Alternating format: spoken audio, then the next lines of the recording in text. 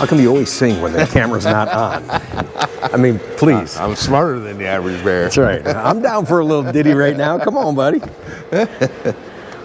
Yeah, guys, we're getting ready for a Tech Tuesday. Oh my gosh, I feel lost. We haven't done one of these in, it's got to be what? Yeah, 3 weeks. Something like that. It's been a while. Maybe more, right? Action. Good to see you, dude. Good to see you. We've got so many questions. I was going through the list I had and printing them out, and I started printing them out. I'm like, oh gosh, we can't do all these. It's been weeks since, and even in the ride segment, we're going to share some great looking cars, not all of your cars, so thank you for the patience and the understanding. And I apologize that we haven't been here. I've always said that we would do a Tech Tuesday when we can, based on my schedule, based on your schedule. Yeah. And it seemed like that last couple of truckloads that we got, it was just very difficult to just get those through the process, to get them prepped, get them ready, get them shipped, scheduled, paid for, whatever we had to do. I don't know why that was, and it was a couple of people that just kind of were in Wackyville, man. It's just, it's like I tell everybody the process of what it's going to be, and I know you get the emails from Chevrolet, you get them from me that the car's here, and then everything we've talked about, whoosh. Right. They forget. Well, my car's here. How come it's not ready? It's been 4 days. It's not ready. And we're getting screamed at, and there was just no way, conceivably, that I could do a Tech Tuesday and still have these cars ready. But there's a process, and you had other work that you're working on, like these cars here now, a couple of used cars, customers' cars. I mean, we want you guys to get the cars as quickly as possible. So please, absolutely. I ask you, when it comes to new arrivals of your ordered cars, just allow us to do our job. We're going to get them through the process as quickly as possible, but it is a process. It is a process. And most people are pretty cool and pretty flexible, and they chill, but you just get a couple folks, and it was tough. Yeah, I mean, you've been waiting for however long. Yeah, a good couple point. more days ain't going to make it or break it. Yeah, good point. So that's why we hadn't been here for Tech Tuesdays. I do love doing those with you guys, reading your feedback, reading your emails, answering questions. If you have a question, how to use something on your Corvette, primarily we've been talking about C8 stuff, but if you got something that's really a little bit of C4, but my focus, my tenure starts in C5, 6, and 7.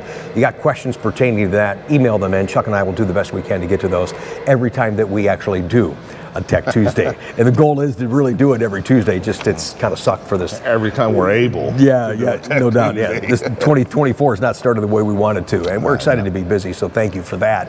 But this part does take more. Even there's some things I wanted to put in Sunday's video, and by the time I got done just being busy, because we had some cars in stock, which was a blessing in disguise, it truly was, and met some really neat people doing business. I appreciate that. But I'm editing and recording at 3, 4, 5 in the morning this Sunday morning, and I'm just like, and I just, it's hard to remember what you want to remember, but I was so committed to get, and I still got an upload on Sunday that was uploaded later than I wanted it to, because I was recording at 3 in the morning. By the time I got done editing and trying to find pieces, parts, and put them together to make it interesting for you guys to have fun. So we are pushing hard to do the YouTube. It means the world to me that it means so much to you. Yeah. So thank you for inviting us into your homes and taking the time to send some texts and questions and comment on the videos. Let's rock and roll with Tech Tuesday.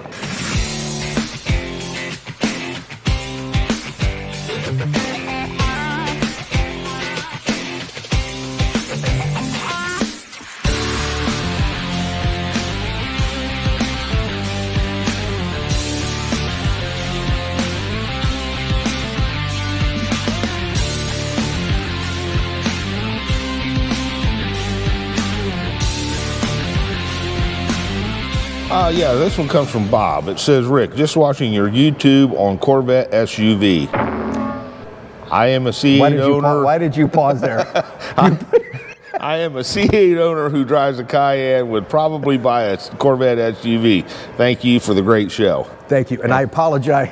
He sent a picture of his Cayenne. I apologize. I did, and this is one of the things I forgot to edit in. And it was just a couple of sentences and some facts about Porsche, because Porsche is, you got to give credit, is the one that has started taking the sports car, making it a four-door car, making it an SUV, and they've had great success. It's saved their brand. 55% of their sales are their SUVs. So way to go. I think it is, as I said Sunday, it's inevitable for Corvette to do this. It will broaden and strengthen the brand and keep us going. So back, don't duck, that you paused. Oh, yeah, uh-huh. He goes, yeah, don't ask me about SUV on the camera. And I said, no, I want you to be relaxed. Yeah. So I asked everybody Sunday, if they made an SUV, would you buy one? So no, let me tell you. Let me tell you a little story. I'm pumped about it. He's not. My wife has been a Mustang diehard since day one. Yeah.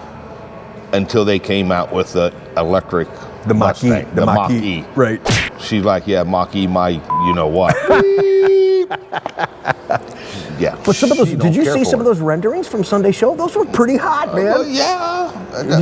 If it was a performance-inspired SUV, its own platform, kick-ass, real deal, a little bit of everything. It's still Corvette. You wouldn't think that's cool? Can I put some center caps on my Cruze and make it a Corvette? Here we go.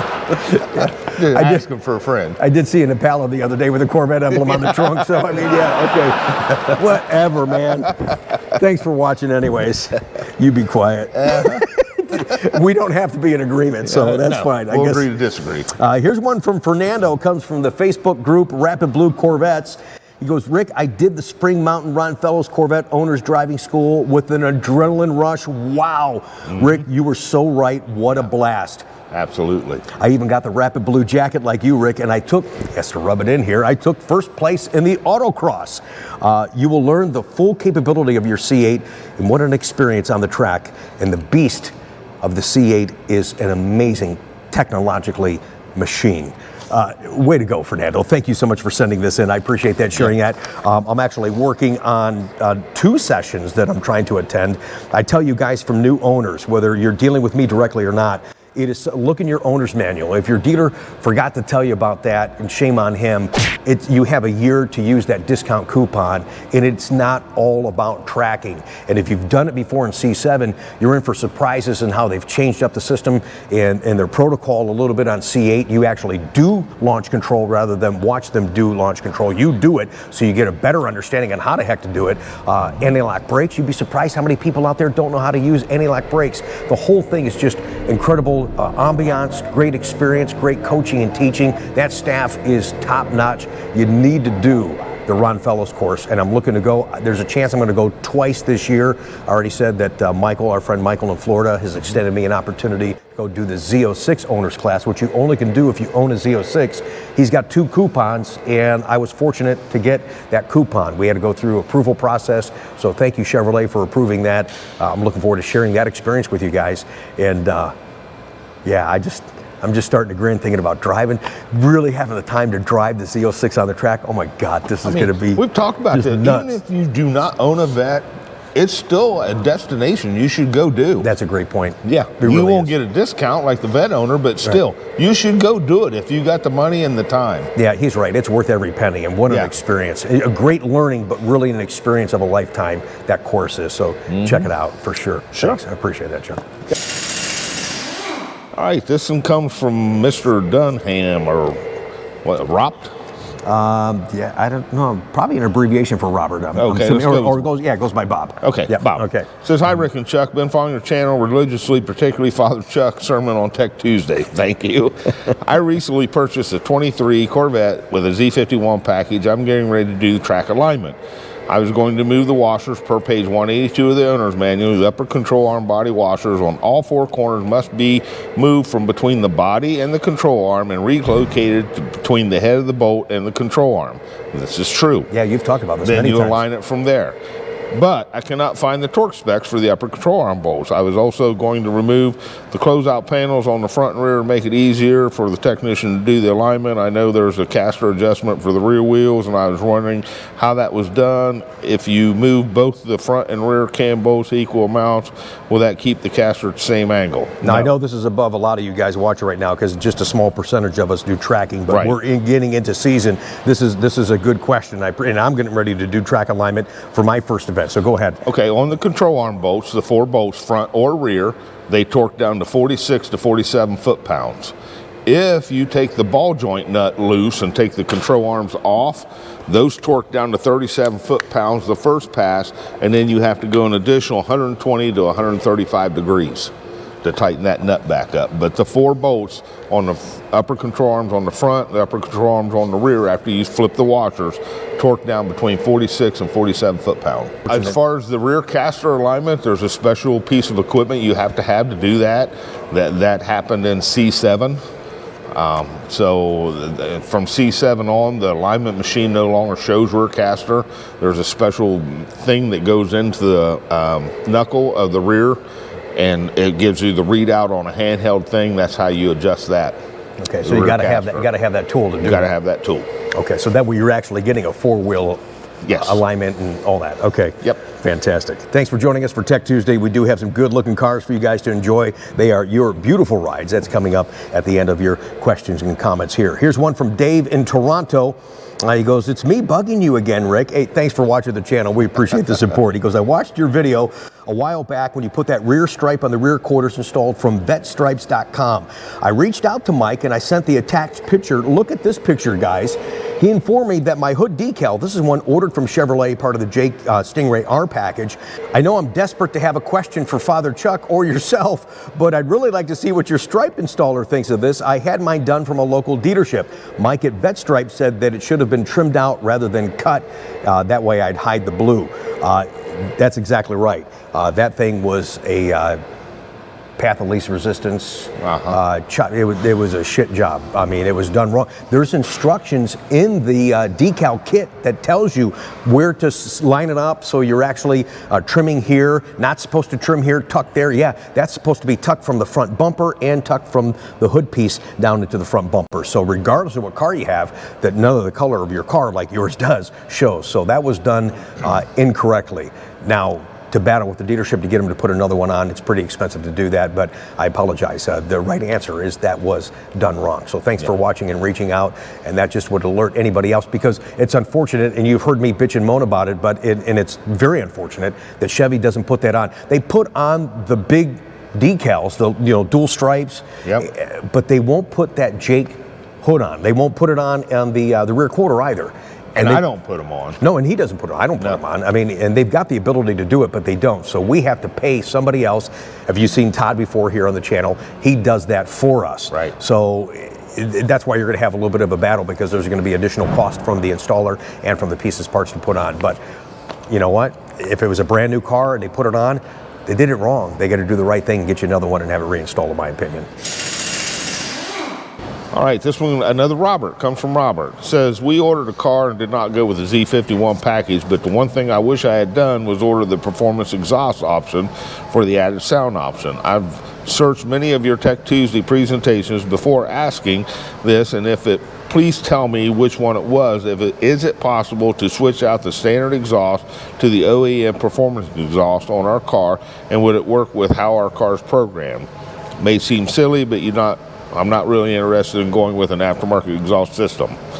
I'm not sure. Yeah, I was sitting there thinking, and I don't recall.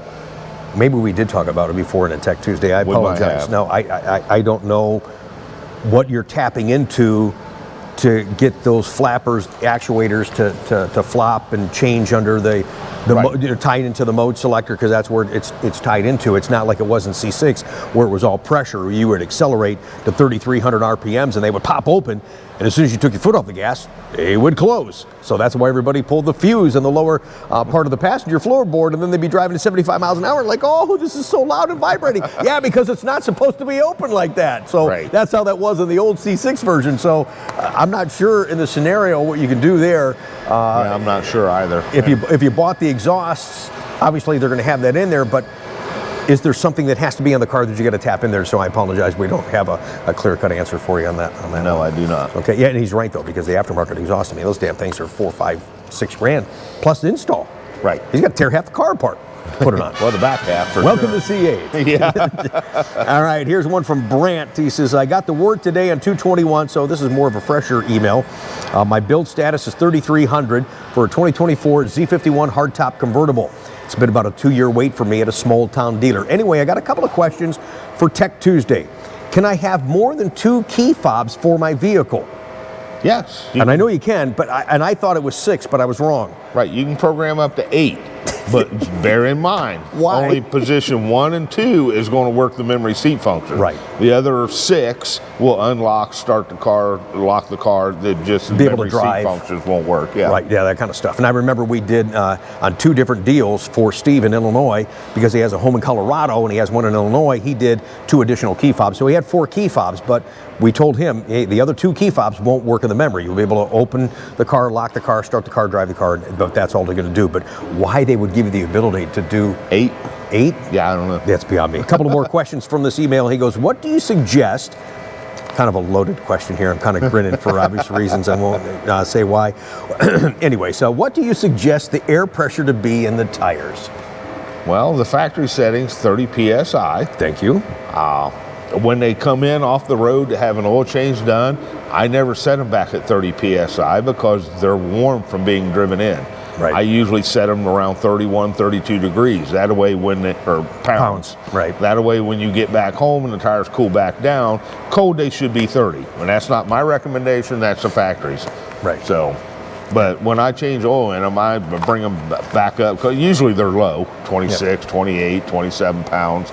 So I air them up to 31 to 32 PSI. And that's not just us giving you personal opinion that we tend to do on this channel, and that's what it's all about from our experience and knowledge. But if you open your door, it'll tell you right inside that's what they're supposed to be, 30 pounds when they're cold. Right. And the C7's different a little bit. If you had a base Stingray, it was 35. If you had a Stingray with a Z51, it was 30. Yeah. So, but yeah, there's a door plaque on the driver's door that tells you exactly what the factory recommendation is. So exactly. And last question from Brant in Louisiana. Thanks for watching. He says, what about running nitrogen in the tires? And I wish we had a nitro machine. I like that idea. I've told the story years ago, tell it again. I had a car that was sitting here when I had my demo, and it sat here on the lot for 4 or 5 months. And when I started it, the tire pressure was still the same in the middle of the summer. They didn't overheat because the molecules are bigger, so you don't get that big expansion and contraction like you do in oxygen. So the nitrogen really helps maintain, better air pressure consistently in that tire. So what that's going to do over time is going to give you better tire wear, because it's not, it's not getting low, it's not getting high, and the tire's not doing all this sagging. So I really, personally, I like the nitrogen in the tires. this one comes from Brian. It says, I was driving my 23 C8 around town about 25 miles an hour. Then I hit the ICOM and the cameras turned on. I was able to switch the cameras off to switch the cameras to different views, front or back. Then I went to press home to get out of it, and it didn't do anything. It stayed in camera while I was driving. Got to my driveway, still stuck in camera mode. When I hit the park, the home screen finally came back. Is this a glitch or normal? It's a glitch. It's a glitch. It's a glitch, but like he said off camera, what do you... I'm just wondering why you're pressing the camera while you're driving. Yeah, what are you doing? Oh, what's this do? Like you said before, Doc, it hurts when I do this, then don't do that. Right. I actually had that happen in my car, and I don't know why. You know what it is? I apologize. I didn't hit the camera, okay? I came out of reverse, wanted to drive, the cameras came on, and they stayed on. Maybe that did for him too, so sorry for teasing. They stayed on up to 41 miles an hour. And I kept going to see how fast I could go for this. It was kind of crazy. It was a glitch. When I stopped and restarted, then of course it never went back on again. So, yeah, whatever. All right, yeah, it definitely a glitch, but we're just having some fun with you. Thanks for watching. Here's one from Bill in the Pittsburgh area. Yeah, this is, I'm going to read your email and probably not really give you a definitive answer, but this is something I've been wanting to cover. I've avoided it. And I'm going to, for what I know now, need to know more, and then get some clear-cut answers for both of us and for the rest of us Corvette owners out there. It says, Rick, I purchased a 24 Stingray. I love it. Just breaking it in, I got about 150 miles on it so far. You better get driving, brother. It's a nice day today. Get out there, drive it right now. What can you expect, though?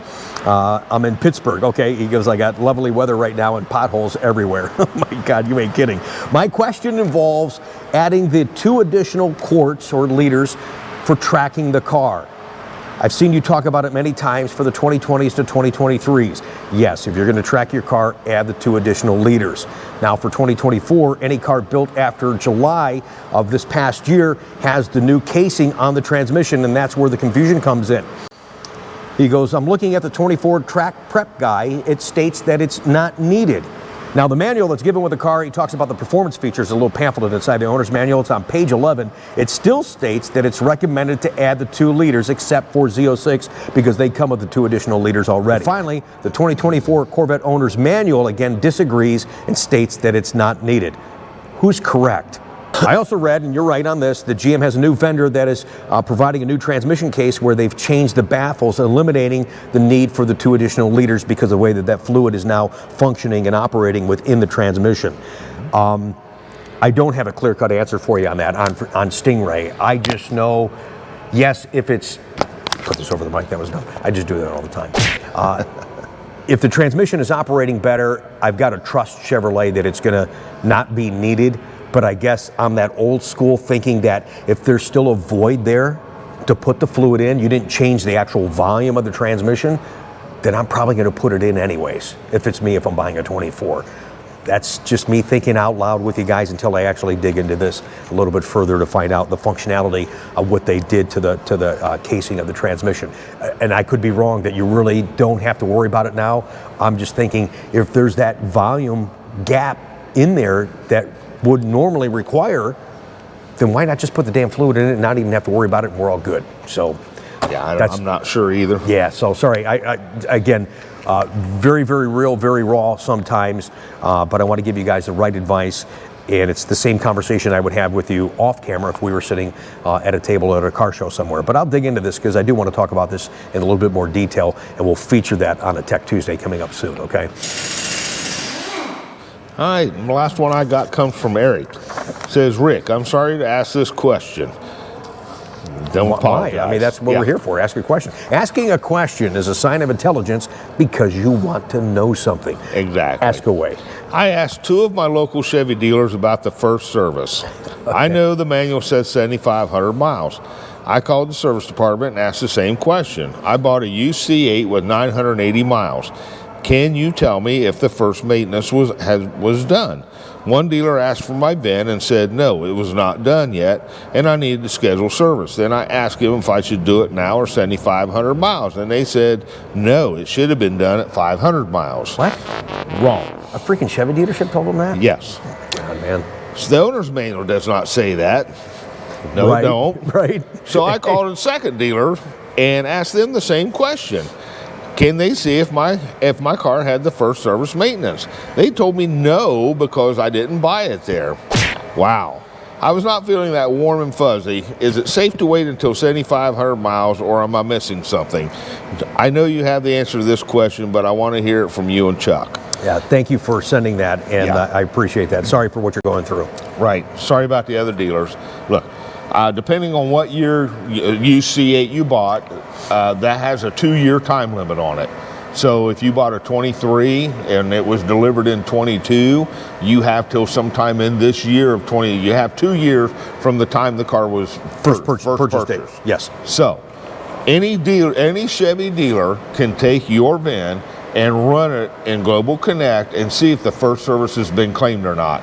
If it shows that it's still there, then it hasn't been claimed, which means it hasn't been done. So yes, Chevy will pay for it for the first 2 years. Right. Or 7,500 miles, whichever comes first. That's an oil change. Up through 23, it's a transmission DCT filter. Yeah, transmission DCT, but I was trying to think what year they weren't doing it. Now they're doing it. The tire rotation that you need to do at 75. They did it. 24, they quit. Right, 24, I know they did quit. I was just thinking, for the older cars, right, do the tire rotation, which you need to do at 7,500 miles anyways. Right. But anyway, any dealer should be able to run your VIN and tell you if that first service has been claimed or not, no matter where you bought it. If they're a true GM dealer, when you take your car in for service, they have to run this anyway. It shows if there's any open recalls on it. It shows you everything there is to know about that car from GM's standpoint. Yeah, and that first service follows the car, like he said, the date of purchase within the 2 years, not the customer. Just because it changed hands, it follows the car, not the customer.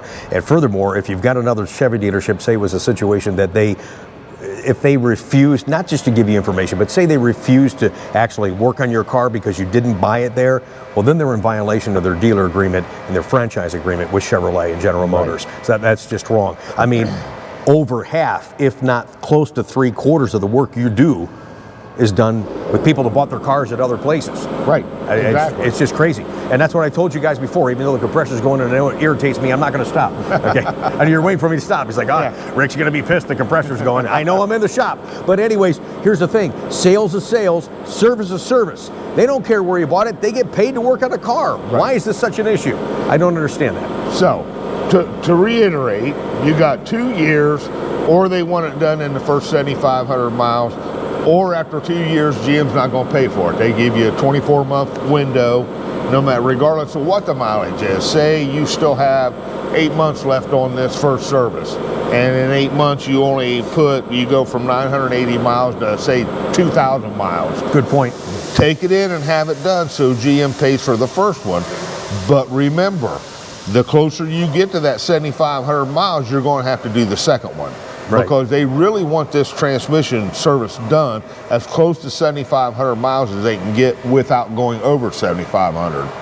But not a lot of people put 7,500 miles on their new Corvette in 2 years. Right. So I got 16,000 in the first year. Yeah, but I mean, I know it gets kind of confusing and frustrating, but you get 2 years or 7,500. So you want it done within the first 2 years, but then again, if it has low mileage on it, you're going to have to do it again. And we're talking the 7,500 miles is under normal driving condition, okay? Right. When you start tracking the car, doing spirited driving, that changes the matrix of everything, okay? Everything. And then if you look at the back of the owner's manual, under normal driving conditions, it's 7,500 miles, and then the next normal service is at 22,500. Right. I like to do mine at every 7,500 and sometimes much sooner than that because of the way that I drive my car. That's why I share that with you guys so you can learn through my experiences as well and see how it adapts to your driving style. Right. That don't include track events and aggressive autocross, driving and right, down the Dragon's Tail and all that kind of stuff. That changes that service dramatically. Didn't you just, okay, you're done, but didn't you have a question that said don't do that? Is kind of the same premise in this last one here.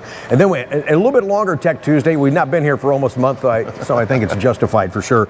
This comes from John R. It says, Rick, I love the energy of the channel. I got a 22 C8R HTC, got about 2,000 miles on it.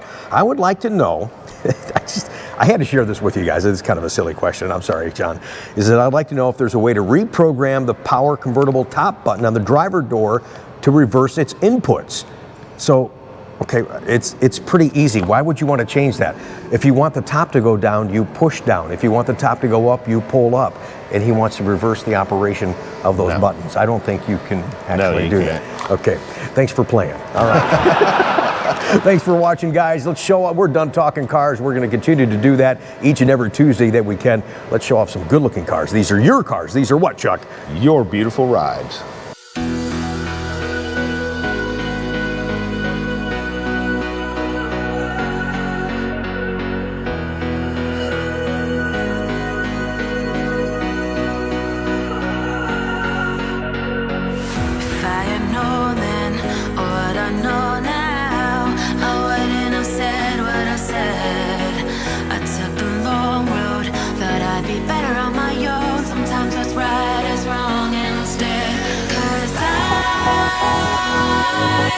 Too young, and I didn't understand that you were the one, and I can't wait to see you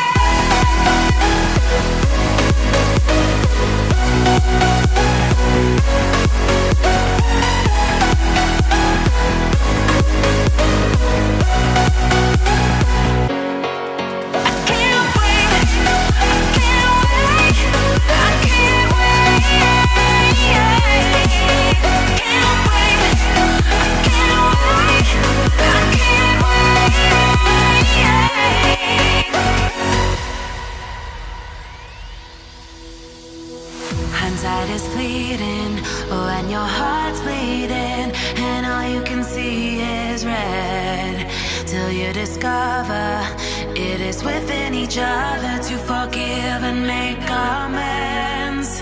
If I had known then, or what I know now, I wouldn't have said what I said. I took the long road, thought I'd be better on my own. Sometimes what's right is wrong instead, 'cause I was too young, and I didn't understand that you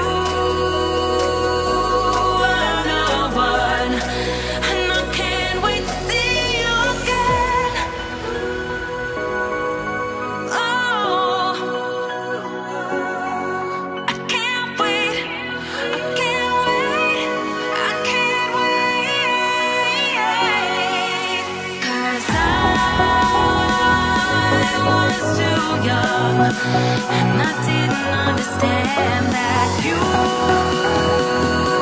are the one.